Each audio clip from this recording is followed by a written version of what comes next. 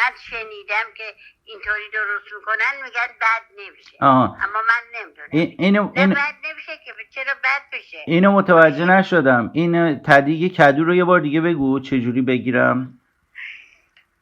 کدو آها. برنج که آبکش کردی. بله بله. خب اون وقت روغن میریزی تا قابلمه. بله. کدو هم میذاری روش رو روغنه. درسته. خب؟ درست. دیگه پیازداغ نمیخواد. درست. پیازداغ نمیخواد که بخوای پیازداغ بزنی. بله. متوجه شدی؟ درسته. یعنی اون وقت گفتی که ضخامتش چقدر باشه؟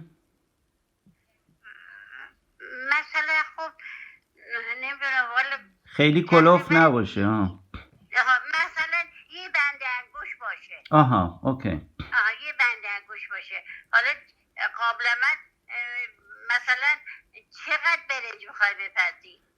برای فکر کن 4 نفر. 4 نفر. نه دو بند انگوش کدود باشه. باش. آره اون وقت روغن میریزی کدو هم میذاری زیر رو روغن برنج آبکش میکنی. این دیگه خرجی نداره.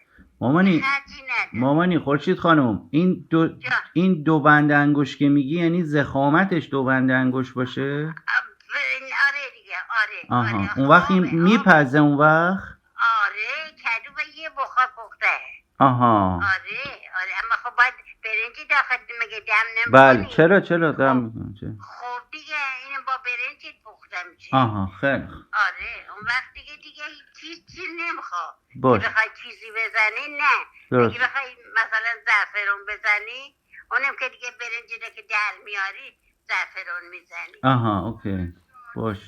آره اون وقت ببین اون وقت مامان چی میگه؟ اون وقت چیزه من بگم که مثلا ادویجاتم هر چقدر بخوای بزنی اونم مشکلی نه. به کدو؟ هم رو برنج. رو برنجید. درسته. که بخوای دم کنی لایه ادویجات داشته باشی اونم خیلی خوب میشه. اوکی. میده. اون وقت مثلا دارچین. باش. مثلا اینا همه قاطی باتیه دیگه. بزنی اونم خیلی خوب مشکل میشه خیلی خوشتم میشه. اوکی. آره باش. درست کن ببینیم چی میشه. حتما چشم. عکسشو میفرستم برات ببینی کیف کنی. خب دیگه چطوری اصل حالم هم خوبه. شما چطوری؟ شنیدم انار داری دون میکنی. من دون نمیکنم. پس کی من بخورو بخوابم. آره من بخورو بخوابم. من میخوابم صدام میکنن میگن پاش به نهار بخور پاش به شام خب خوبه دیگه. آره اون وقت من 2-3 تا چی فرشته دورمه. آره خدا حفظش میکنه. آره این فرشته میاد اون فرشته این فرشته اون فرشته کوچیکم که نیومده. آره. آخه تو خورشید خانومی. اینا سیاره ها و ستاره هان که دور تو میچرخن. آفرین دور خدا. اون وقت چیزه اونم گفت که نه من باید علیان نگه دارم. گفتم مهمم همونه. درسته. مهمم همونه که اونا نگه داری.